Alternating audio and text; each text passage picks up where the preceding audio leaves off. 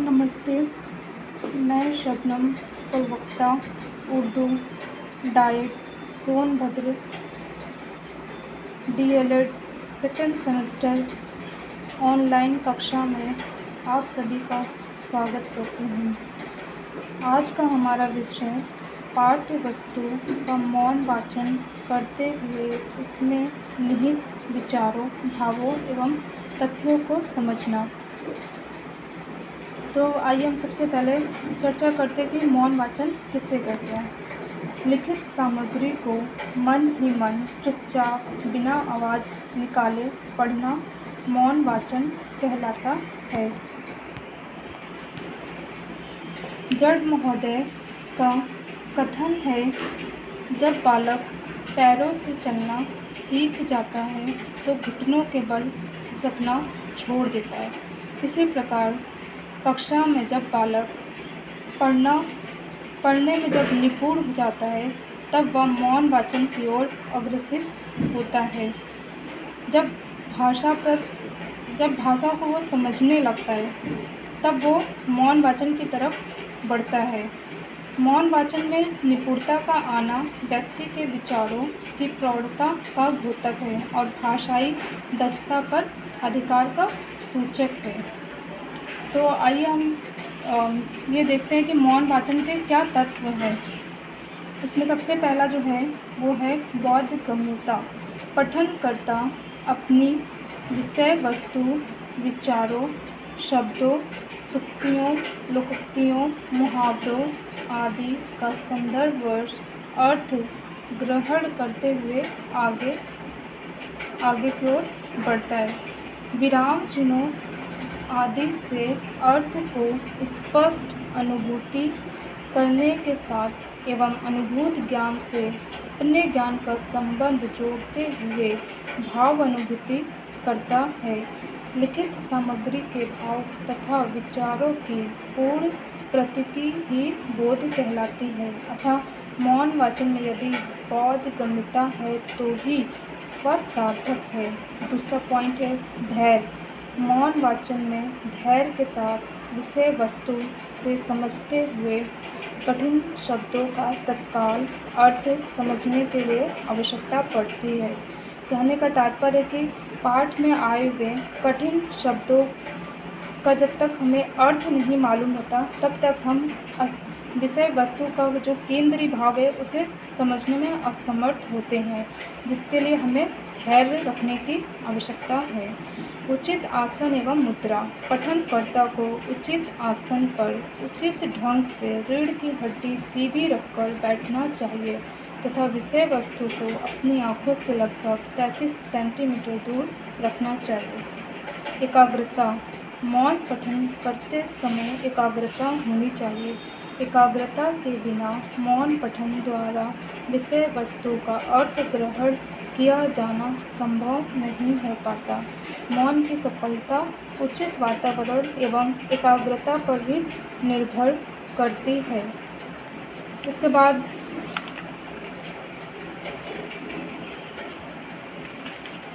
मौन वाचन के उद्देश्य पर चर्चा करते हैं। मौन वाचन, इसमें सबसे पहला पॉइंट जो है पठित सामग्री का केंद्रीय भाव या विचार ग्रहण कर लेना। दूसरा है पठित सामग्री में तथ्यों, भावों, विचारों का चयन कर सकना, सारांश बता सकना। तीसरा है पठित सामग्री को अपने दैनिक जीवन से जोड़ते हुए उत्तर देना। चौथा, मौन वाचन द्वारा स्वाध्याय की आदत पड़ती है, स्वाध्याय में रुचि उत्पन्न होती है और छात्र वाचन द्वारा आनंद प्राप्त करने का प्रयास करता है। आनंद प्राप्त करने के लिए मौन वाचन में रुचि जागृत होती है। पांचवा पॉइंट है प्रसंगानुसार अपरिचित शब्दों, उक्तियों एवं मुहावरों के अर्थ का अनुमान कर लेना। छठा पॉइंट है सीखी हुई भाषा का अभ्यास करना। सातवां पॉइंट तथ्यों, भावों एवं विचारों की क्रमबद्धता पहचान सकना, उनमें कार्य कारण संबंध बता सकना। 8वां पॉइंट है उपसर्ग प्रत्यय संधि विच्छेद द्वारा शब्द का अर्थ जान लेना। 9वां पॉइंट है कोश या पुस्तक में दिए गए शब्दों का प्रसंगानुसार सही अर्थ जानने की योग्यता आ जाना।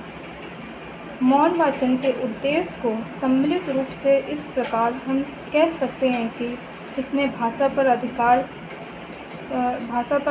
हो जाता है, विषय पर पकड़ होने लगती है, केंद्रीय भाव की खोज होती है, नवीन सूचना एकत्रीकरण होता है, सीखी भाषा का अभ्यास होता है, अवकाश का सदुपयोग होता है, साहित्य का परिचय मिलता है, अभिव्यक्ति आनंद की प्राप्ति। कहने का तात्पर्य है कि मौन वाचन जो है ये ना कि सिर्फ हम एक स्कूल के क्लासरूम में करते हैं, बल्कि हम इसे जीवन पर्यंत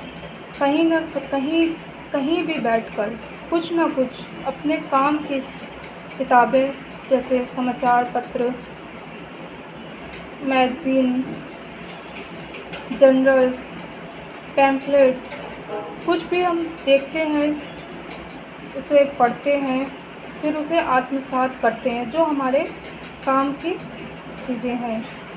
तो ये ना कि सिर्फ क्लासरूम में बल्कि ये क्लास के बाहर इसका उपयोग होता है, और इसमें जो है हम जो भी पढ़ते हैं उसे आत्मसात करते हैं। इसके बाद मौन वाचन का हमारे जीवन में क्या महत्व है। इसके पहला जो है, इसके द्वारा वाचन, चिंतन आदि सभी संभव है जो बालक के बौद्धिक विकास में सहायक है। दूसरा पॉइंट है इसकी आवश्यकता और महत्व दोनों ही उच्च स्तर पर अधिक है, अर्थात प्राथमिक से माध्यमिक तथा उच्च स्तर के लिए इसकी उपयोगिता बढ़ती ही जाती है, जैसा कि मैंने पहले बताया। तीसरा पॉइंट, इसमें व्यक्ति या बालक की क्षमताओं एवं योग्यताओं का पूरा उपयोग किया जा सकता है।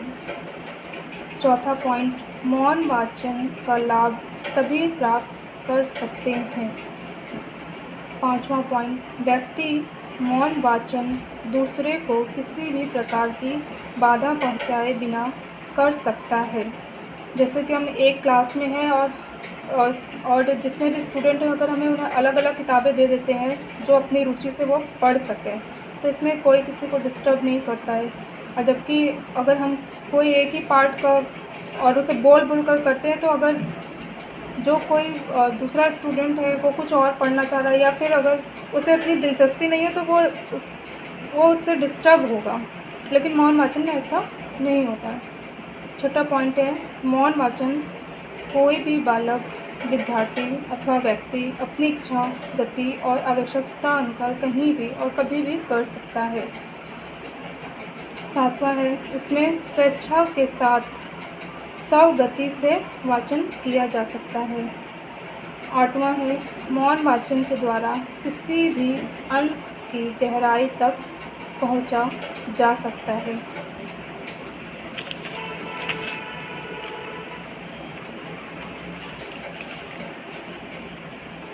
अगर हम मौन वाचन के उद्देश्य पर बात करें तो इसमें अभिवृत्त्यात्मक उद्देश्य में छात्रों में भाषा सीखने एवं विभिन्न ज्ञान प्राप्त करने की प्रवृत्ति का विकास होता है।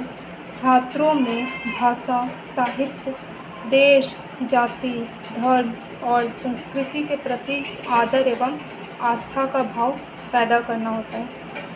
और अगर हम इसके ज्ञानात्मक पक्ष की बात करें तो छात्रों के शब्द सुक्ति भंडार में वृद्धि करना, छात्रों को वाक्य रचना का ज्ञान और विभिन्न शैलियों से परिचित कराना, छात्रों का मानव जीवन के विभिन्न पहलुओं का समान ज्ञान कराना होता है। और अगर हम इसके कौशलात्मक उद्देश्य की बात करें तो इसमें होगा छात्रों को उचित आसन में बैठकर पूर्ण मनोयोग से पठन करने में प्रशिक्षित करना, छात्रों को अर्थ ग्रहण करते हुए तीव्र गति से मौन पठन करने का अभ्यास करवाना, छात्रों को लिखित सामग्री का विश्लेषण कर उसकी समीक्षा करने में निपुण बनाना।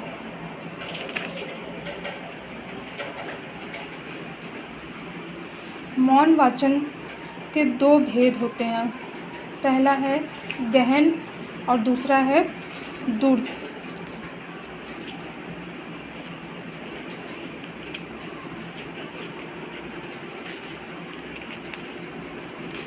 तो जो गंभीर पठन या गहन, जो भी इसे कह लीजिए, तो गंभीर पठन के उद्देश्य में वही सब उद्देश्य आ जाएंगे जो हमने पहले जिस पर चर्चा की है।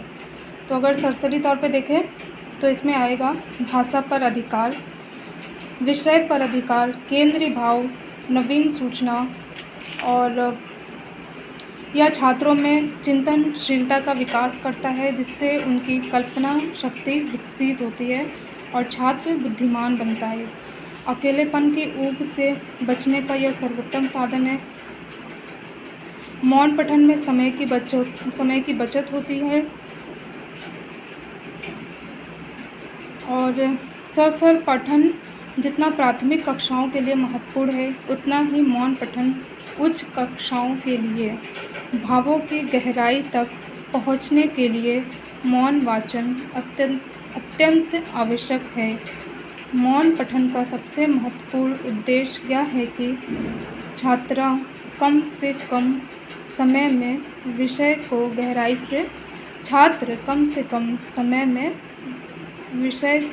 गहराई से समझ लेता है और अत्यधिक आनंद प्राप्त करने में सफल होता है।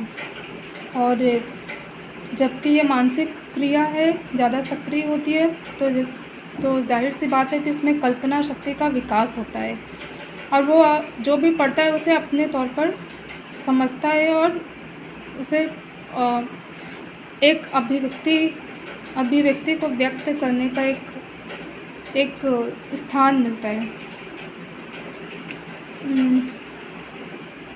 छात्रों में चिंतन एवं तर्क शक्ति को बढ़ाने एवं प्रति उत्तर क्षमता पैदा करने के लिए भी इसका महत्वपूर्ण स्थान है। एकांकी क्षणों में समय का सदुपयोग होता है। एकांकी क्षणों में अपने आप को भुलाने के लिए इससे उत्तम और कोई साधन नहीं है, जिसमें हम अपने टाइम को तो व्यतीत करते ही हैं और जो भी हम पढ़ते हैं उसे आत्मसात कर लेते हैं।